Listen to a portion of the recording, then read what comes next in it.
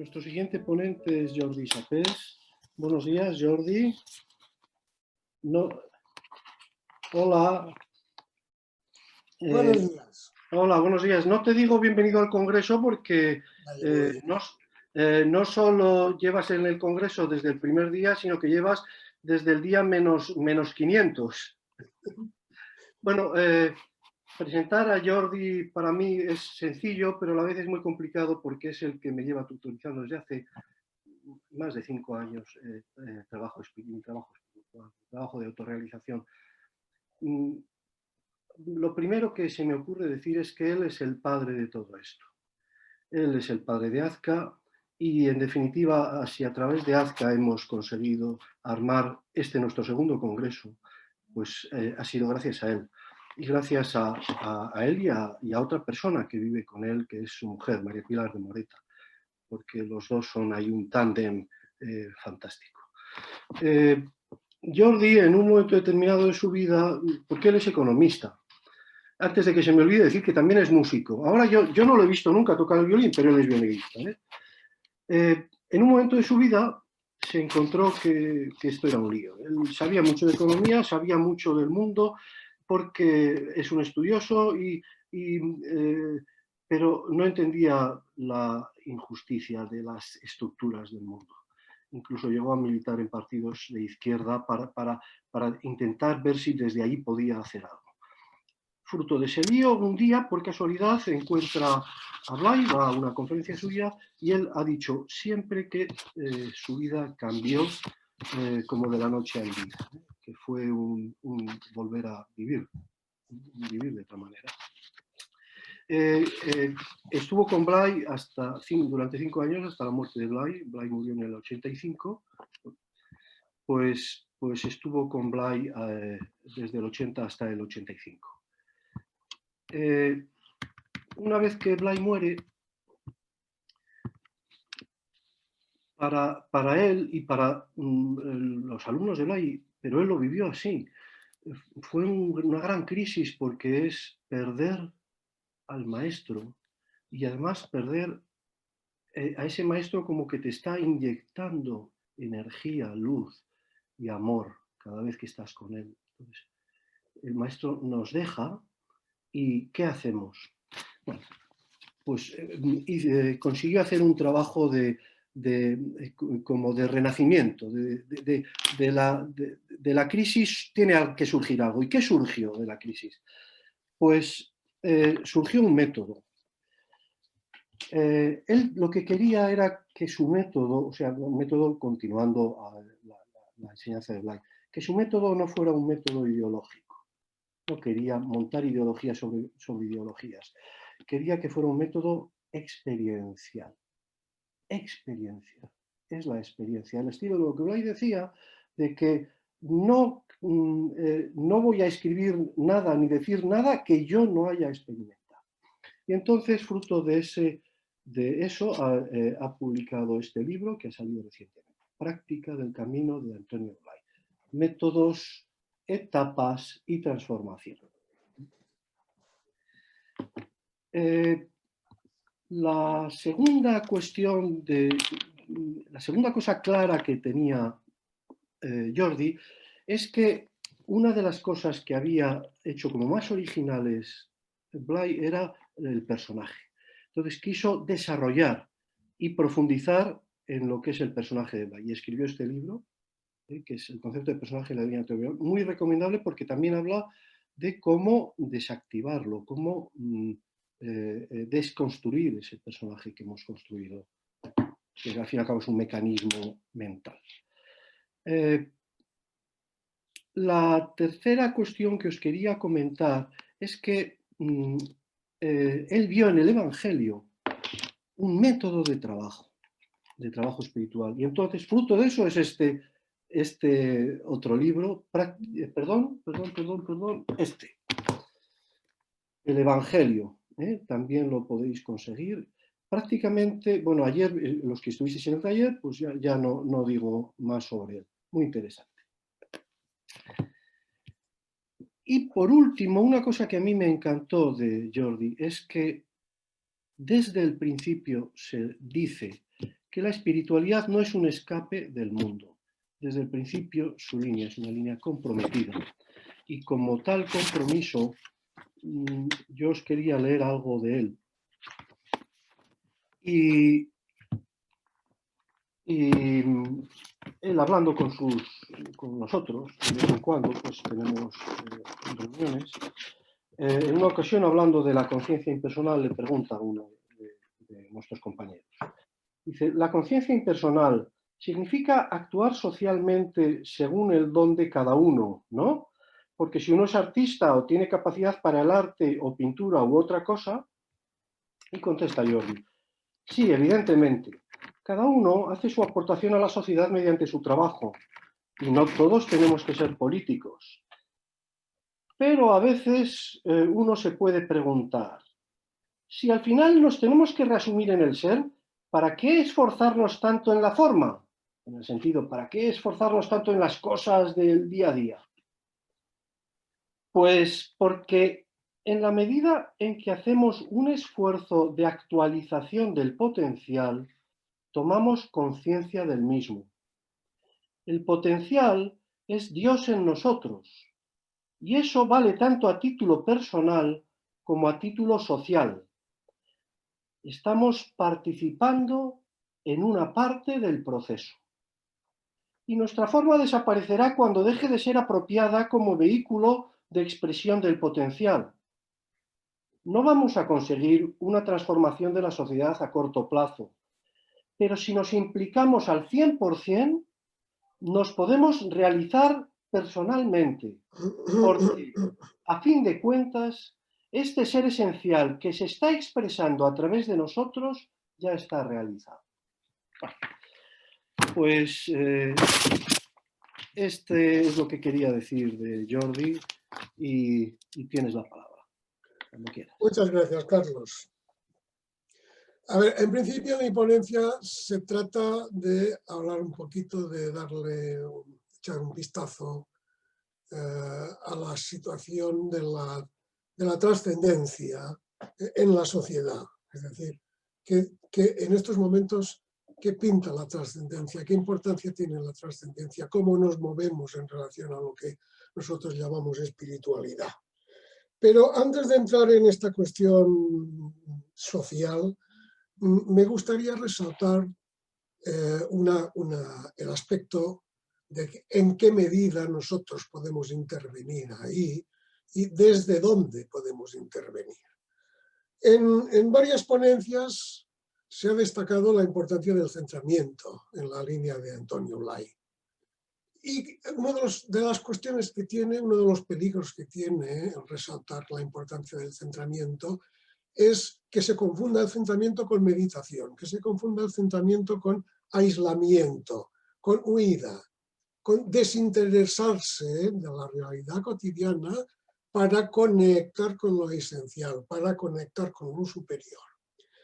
Y claro, hay que contrarrestar esta imagen, hay que contrarrestar porque es correcto la idea o el deseo de conectar con lo superior, de vivir esta felicidad, esta capacidad, esta claridad que solamente se vive en lo superior.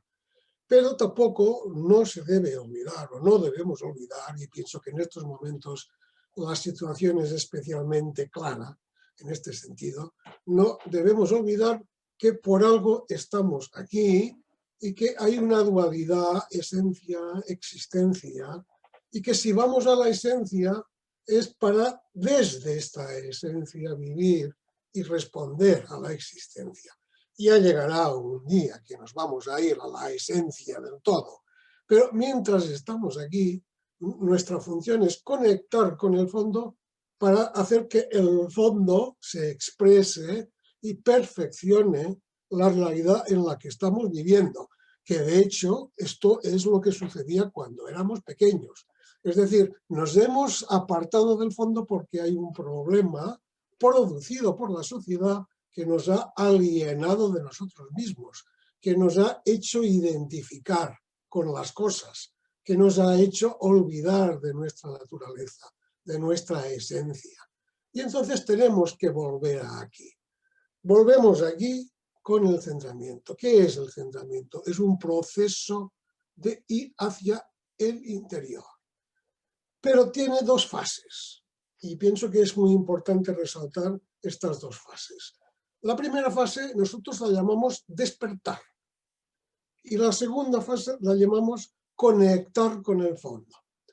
Despertar es, en el transcurso de una de las tertulias lo expresé, pero lo voy a volver a explicar ahora. Despertar es dejar de poner la atención fuera, que es lo que hace el personaje constantemente, porque el personaje está siempre buscando que del exterior se le dé reconocimiento, se le dé cariño, se le dé fuerza, se le dé autoridad. Bien, pues se trata de sacar la atención que está totalmente puesta fuera y hacerla desplazar un poquito hacia adentro. ¿Cuánto hacia adentro? A ver, si vamos al fondo de todo, la realidad existencial nos va a desaparecer. Por lo tanto, no se trata de ir de entrada al fondo. Se trata de ir lo suficiente para adentro como para que en mi conciencia aparezca yo como sujeto. Porque cuando todo yo estoy en el personaje, yo no soy. Soy un reflejo de lo que pienso, que piensan de mí, de lo que creo que me quieren, de lo que creo que me otorgan, de lo que creo que me atribuyen. Yo por mí mismo no soy nada. Bien, pues basta un poquito de desplazamiento hacia el centro, hacia mí, para darme cuenta de que yo ya soy. Y entonces, claro, esto es indispensable, porque desde donde yo ya soy, desde donde puedo yo empezar a trabajar, empezar a dirigirme a esta realidad, siendo yo protagonista, siendo yo consciente de mí. Y claro, esta conciencia de mí, ¿qué es este mí? ¿Qué es esta identidad?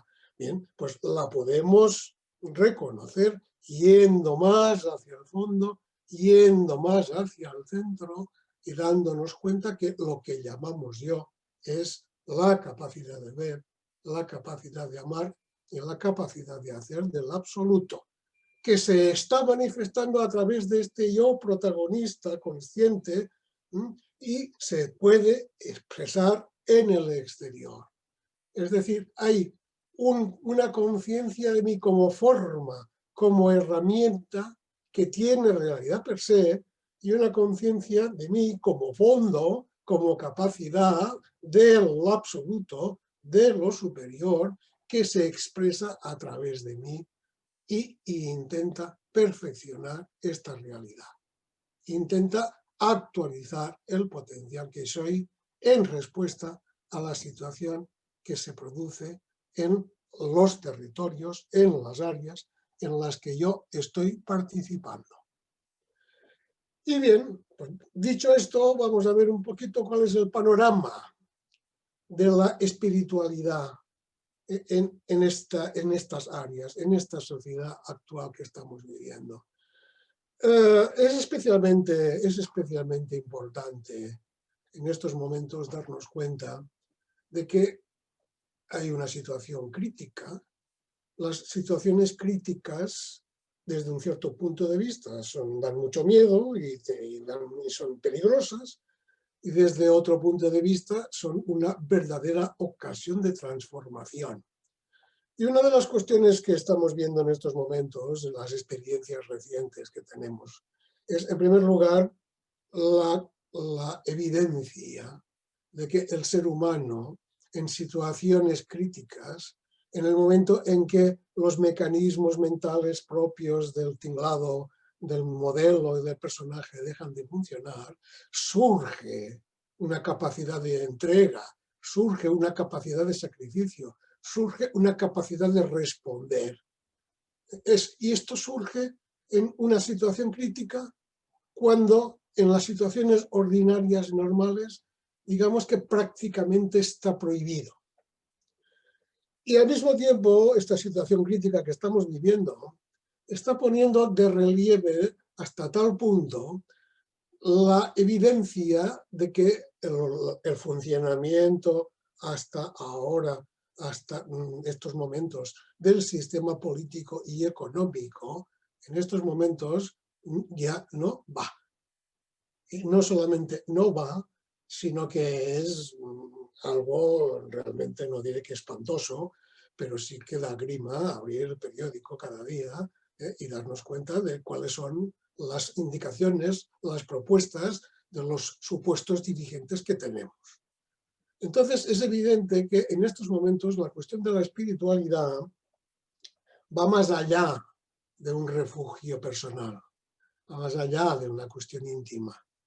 Digamos que en estos momentos la cuestión de la dignidad del género humano, de la especie humana, la cuestión de la situación del planeta, climática, hay toda una serie de cuestiones que el sistema político y económico que hemos venido utilizando estos últimos años se revela como claramente obsoleto. Y en su lugar, lo que se pone de manifiesto es que hay que enfocar toda esta cuestión social, toda la organización social, toda la dinámica política y económica en un nuevo humanismo, como mínimo un nuevo humanismo. Ya no digo trascendencia, pero como mínimo poner de relieve que el punto fundamental de nuestra relación particular y social es la dignidad del ser humano. Y entonces, en estos momentos, es especialmente importante que nosotros tengamos no solamente una conexión consciente con el interior, sino que además tengamos una capacidad de proclamar, de reclamar esta dignidad del ser humano y de recordar que el ser humano es algo más que estómago, es conciencia. Y esta conciencia no puede ser una conciencia ideológica, no puede ser una conciencia relacionada con ciertas ideas, tiene que ser una conciencia práctica. Dicho esto, yo pienso que es importante, aunque suponga bajar el nivel de la ponencia que nos acaba de dar Vicente, es importante darnos cuenta de cuál es la atmósfera en relación a la espiritualidad cuando salimos a la calle, cuando hablamos con la gente, e incluso con la gente que en principio se siente atraída por cuestiones de tipo esotérico. ¿Cuál es la realidad de la trascendencia aquí? A ver, dice el Génesis que Dios nos creó a su imagen y semejanza. Esto significa, y esto es independiente de ser creyente o no ser creyente, esto refleja que nuestra naturaleza esencial es la capacidad de ver, amar y hacer. Todo está hecho de energía, amor e inteligencia, pero el ser humano es capaz, además de darse cuenta de que está hecho de esto, de utilizarlo en primera persona, de una forma voluntaria. Pero, por desgracia, y esto Bay decía que podía ser un accidente de la evolución, en el momento en que el ser humano se dio cuenta de que podía entender la realidad y que podía manejar la realidad, se olvidó de esta capacidad y puso toda su atención en las cosas que podía entender, en las cosas que podía manejar. Y llegó un momento en que se hizo a sí mismo dependiente de las cosas. Y llegó un momento incluso en que convirtió a Dios en cosa. Porque este Dios que se expresa en el fondo nuestro, se cogió y se le subió al cielo, allá arriba. Y se le siguió rindiendo homenaje y se le siguió pidiendo que nos echara una mano en esta idea, en esta tarea de descubrir, de manejar el mundo y tal. Hasta tal punto de que en el momento en que nosotros, pues por lo que fuera, por los errores que comete cualquier ser evolutivo, nosotros mismos producíamos grandes desgracias en nuestra propia especie, entonces decíamos que esto era un castigo que Dios nos mandaba. En este plan de este Dios colgado allá arriba, y que nos tenía que proteger o nos tenía que castigar, vivimos muchísimos siglos, hasta prácticamente el siglo XVIII. El siglo XVIII apareció con la Revolución Francesa, con la enciclopedia, el iluminismo, y la idea de que la ciencia y el progreso y la cultura podía sustituir a este Dios. Y no solamente la idea de que podía sustituir a este Dios, sino además la idea de que toda la religión no era más que un montón de supersticiones.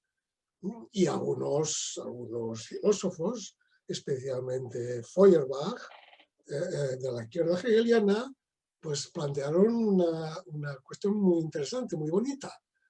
Dijeron, no, lo que pasa aquí es que el hombre ha creado a Dios a su imagen y semejanza. Y tenía toda la razón, tenía toda la razón. Es decir, este montaje de Dios colgado allá arriba era, de alguna manera, montar, pues crear un superhombre que tenía que echarnos una mano a nosotros. Claro, supuestamente la ciencia y la cultura tenían que sustituir la religión, pero no es lo que sucedió, no es lo que sucedió.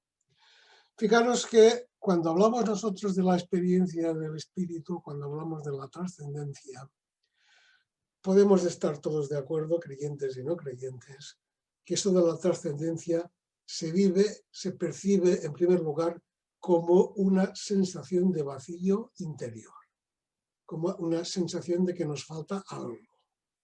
Nosotros en el trabajo lo llamamos demanda,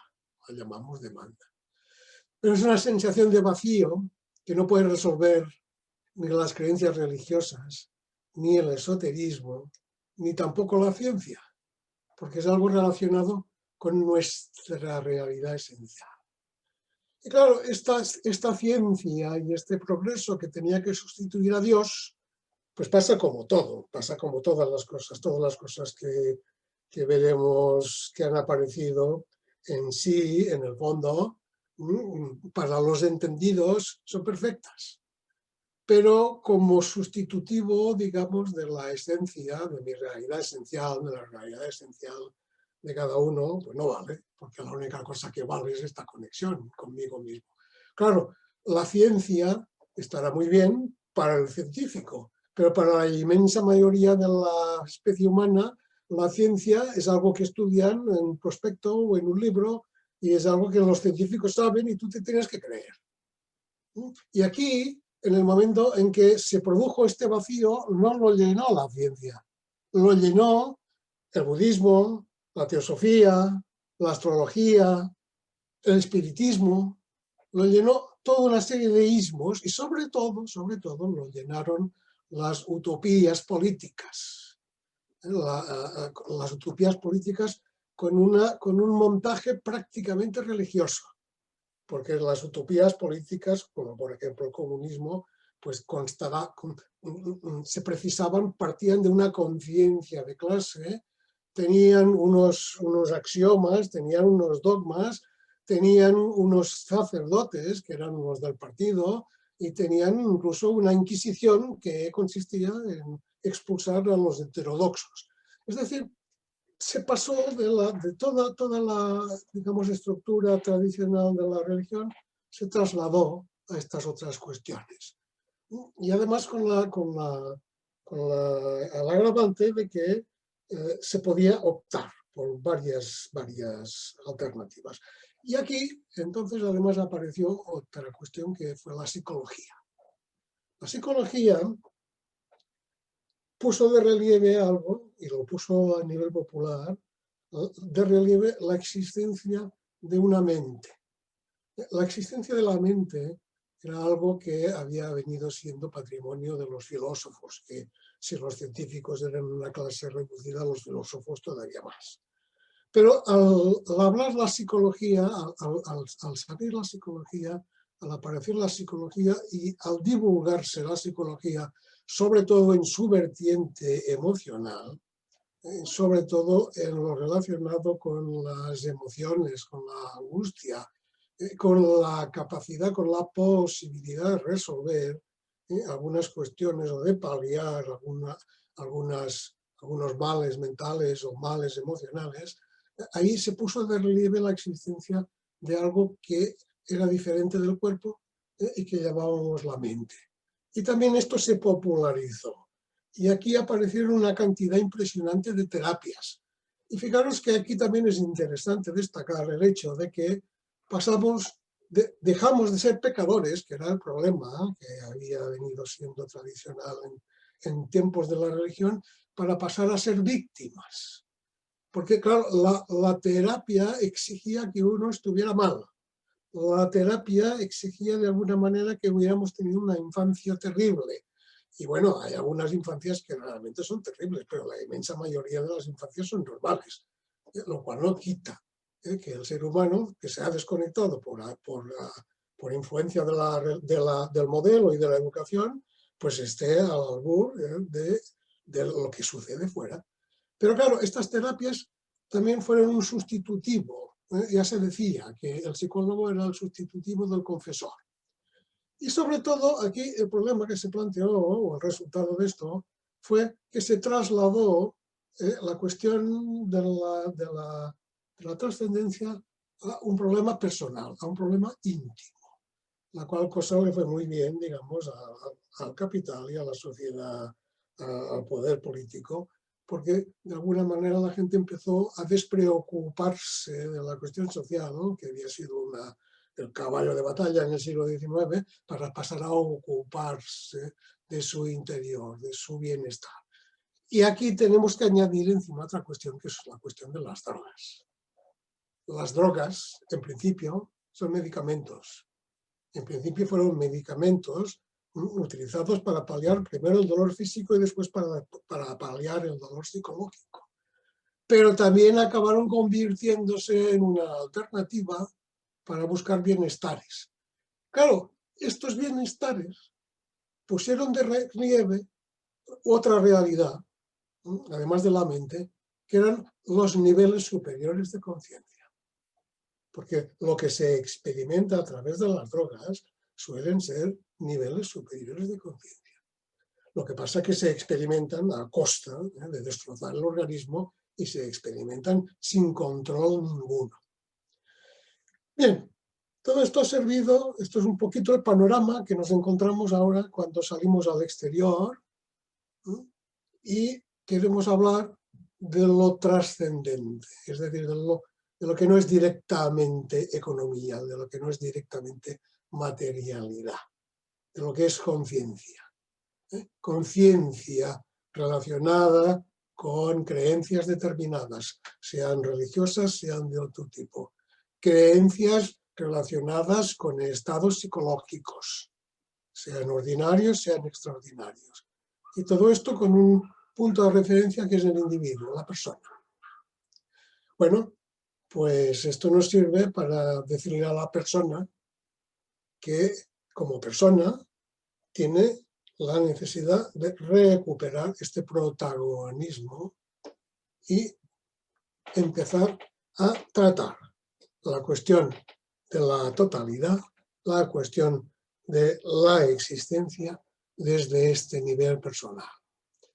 Y aquí el acento está en la práctica. Fijaros que el lema de la asociación y el lema de los congresos es la práctica de Antonio Blay. Porque una de las cosas que tenemos claro es que actualizar la inteligencia, actualizar el amor que somos, actualizar viene de acto. Puedo pensar muchas cosas, puedo desear muchas cosas, pero las tengo que practicar, porque si no lo que pienso y lo que quiero se queda en nada, no tiene ninguna eficacia práctica. Entonces, claro, aquí el acento que pues pensamos que hay que poner en estos momentos en toda esta cuestión que se nos plantea de vivir desde el fondo, de vivir este protagonismo, desde esta conciencia que tenemos como seres que somos capaces de ver, amar y hacer de una forma consciente y voluntaria, es la responsabilidad, es la respuesta consciente. En estos momentos no es cuestión de creencias, no es cuestión de propuestas morales, es cuestión de que tomemos conciencia de nuestra naturaleza para ejercitarla, pero no como una admonición, ni un ruego, ni como una heroicidad, sino como una forma de vida, que es la vida que tiene que ser natural, tiene que ser algo habitual, no tiene que ser extraordinario ni tiene que ser heroico. Lo que sí tiene que ser es, digamos, que lo tenemos que hacer consciente y voluntario. Es decir, que no estamos en un momento como para que estas cuestiones se queden en el ámbito personal, íntimo, sino que es necesario expresarlo hacia afuera. Porque además de todo este follón o de este universo variopinto, que una cosa es profundizar en un tema concreto, en cualquier tema concreto, desde la religión hasta la astrología, vivido con una profundidad total y absoluta nos lleva al centro. Pero vivido desde el supermercado,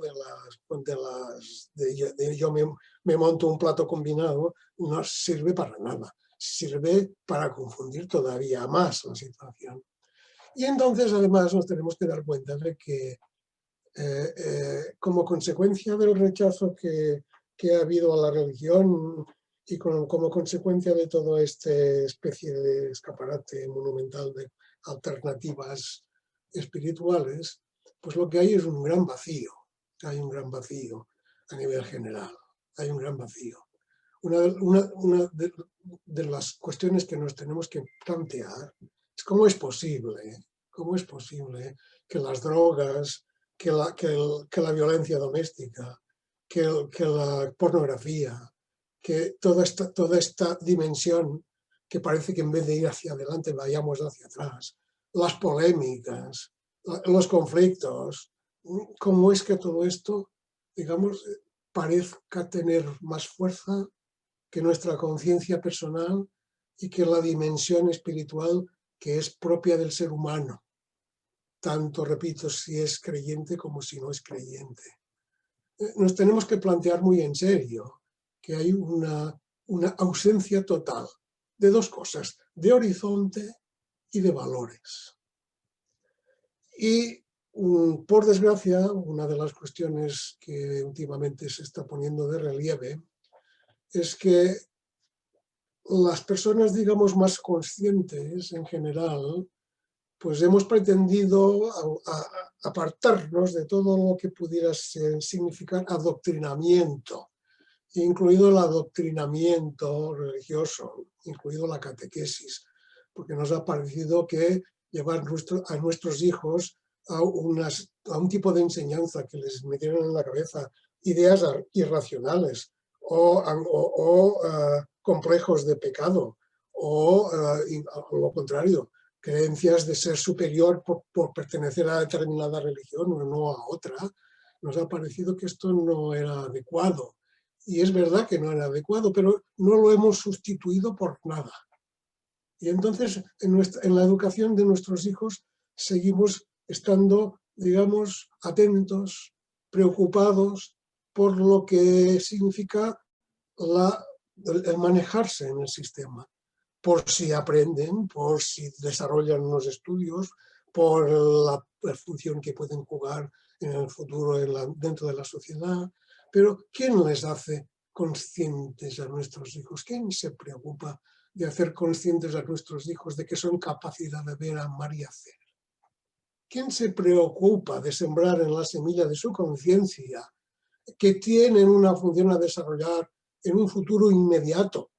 Porque esta situación que nos estamos encontrando va a ser no solamente por la pandemia, no solamente tenemos un problema de pandemia, tenemos un problema de que la robotización de la producción va a dejar a cantidad de gente al margen de lo que es la dinámica del mercado. Vamos a tener una crisis a todos los niveles, a nivel económico, a nivel político y a nivel ecológico.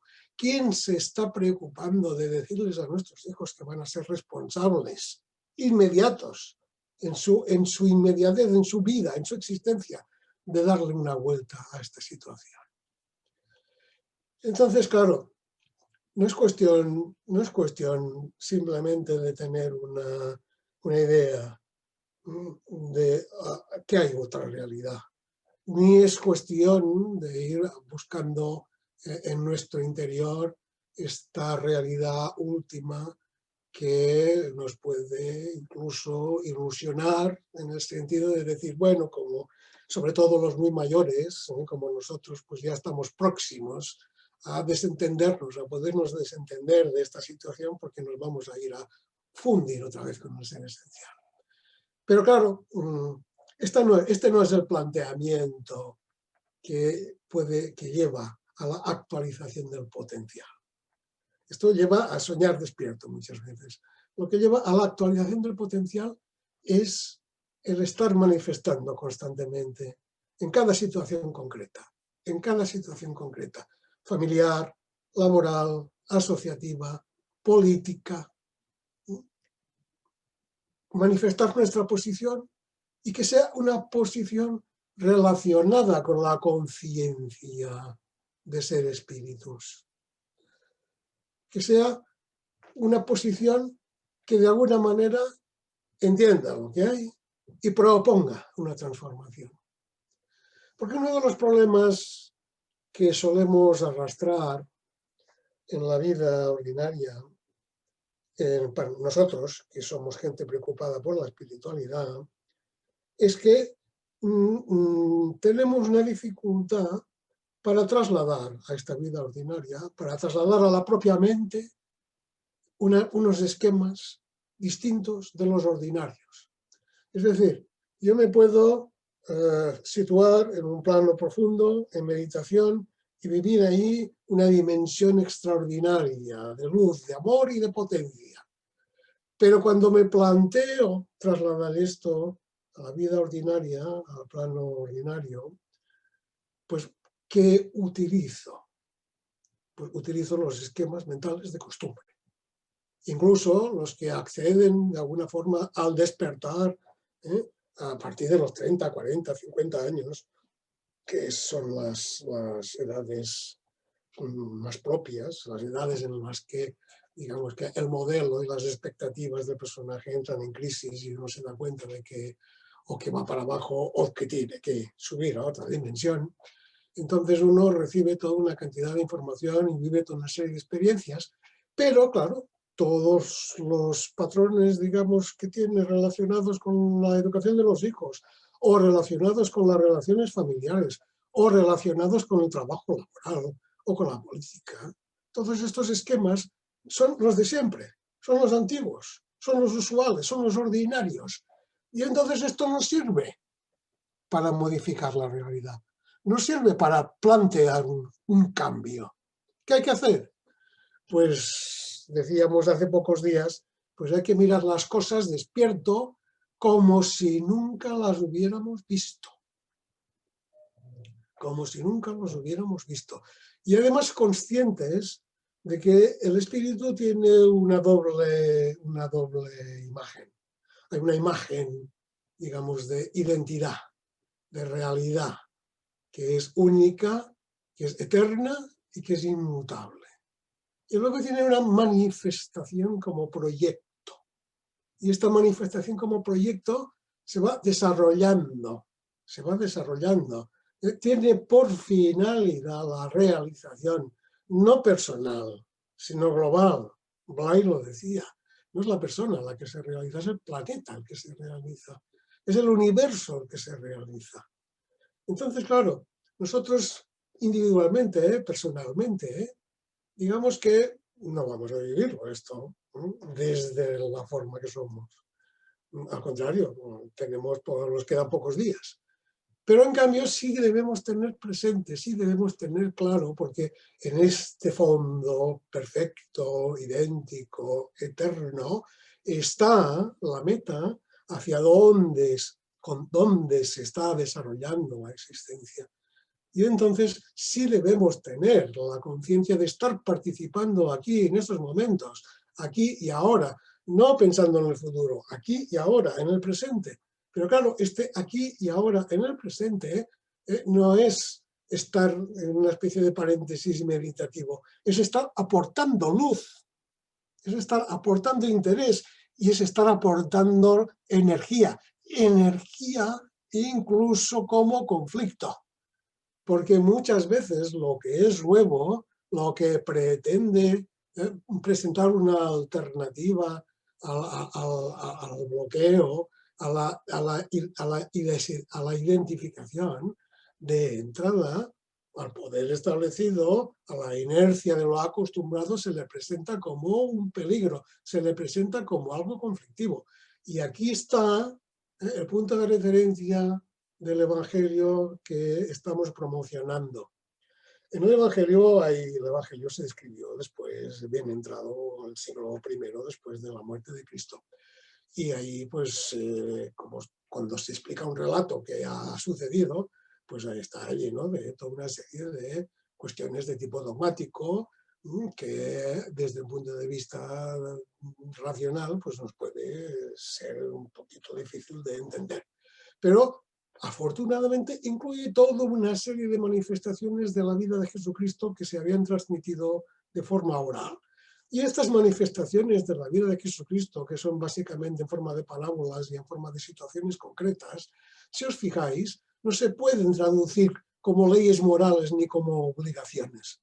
Nosotros cogeros, por ejemplo, la anécdota de la adúltera que la iban a apedrear, y Jesucristo les dice a los verdugos, el que esté libre de pecado que tire la primera piedra. ¿Aquí qué hay de moral? No hay moral, no hay moral. Aquí hay, a ver, la situación está mal, pues no la vamos a empeorar todavía más, vamos a intentar arreglarla. Y hay un mensaje que Jesucristo da en el momento que se despide de sus discípulos en la última cena, que es el mensaje que dice, amaros, un nuevo mandamiento os doy, amaros los unos a los otros como yo os he amado. Claro, esto se interpreta como que yo os he amado mucho, y no es es el cómo nos ha amado. Y claro, si os echáis un vistazo nuevo, con nuevos ojos al Evangelio, os daréis cuenta de que el amor de Jesucristo es un amor en el que siempre aparecen los desgraciados, los pecadores, los miserables, los rechazados, los malos. Y lo dice, lo dice. Yo no he venido a salvar a los justos, sino a los pecadores. ¿Por qué no he venido a salvar a los justos? Porque es que los justos no tienen remedio.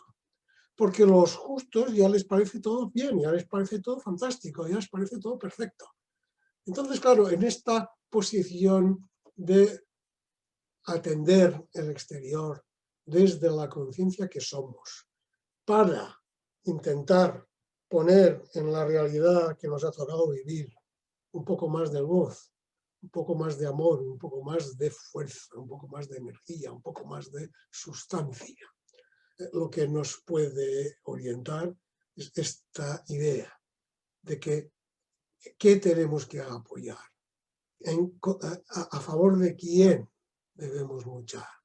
Pues a favor de los marginados, a favor de los desgraciados, a favor de los no reconocidos, a favor de todo aquello que a nivel de conciencia global se vive como negativo. En nuestra conciencia hay partes de nosotros que debemos sanar porque las vivimos como negativas. Y este es el trabajo del inconsciente personal. Pero a nivel colectivo también hay una gran parte de realidad que se aparece como negativa, que aparece como oscura, que beneficia el conflicto para el que no tiene ninguna intención de resolverlo, sino de aprovecharse de él.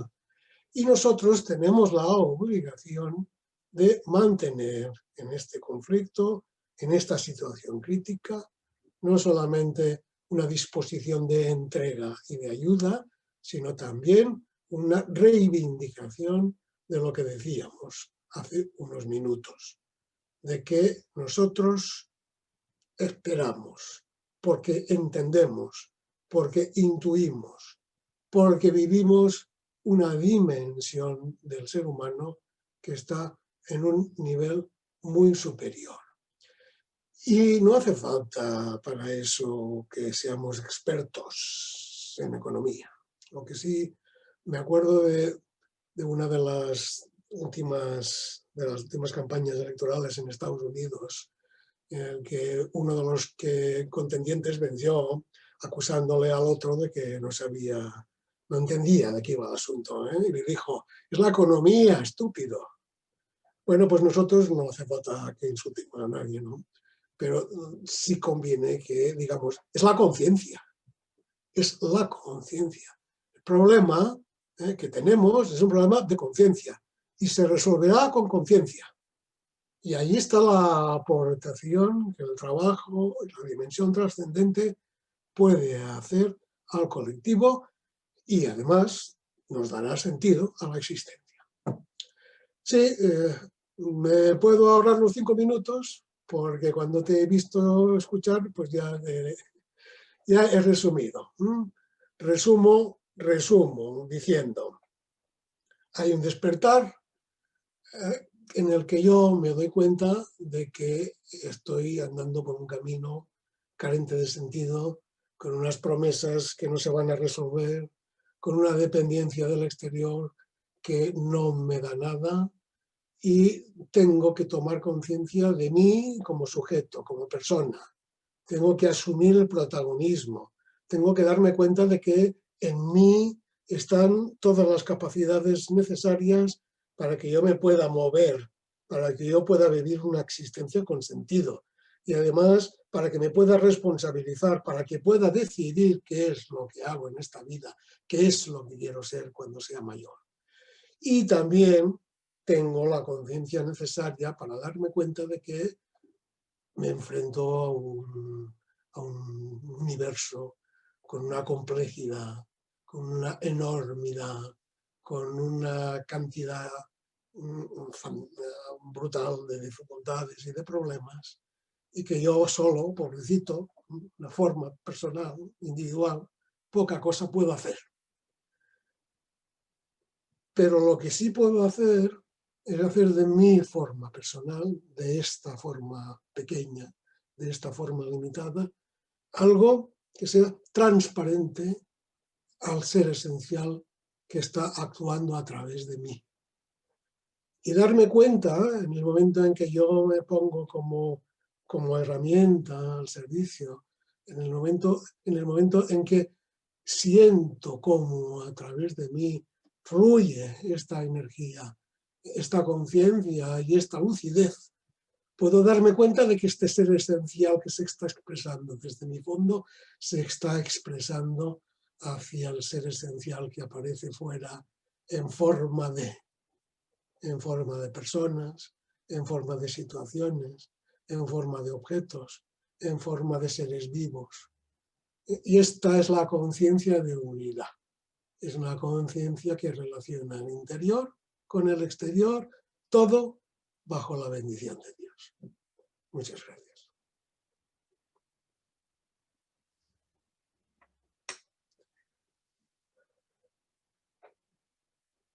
Uy, no había abierto el micrófono. Nos hemos quedado sin palabras después de este final que nos has hecho, ¿eh?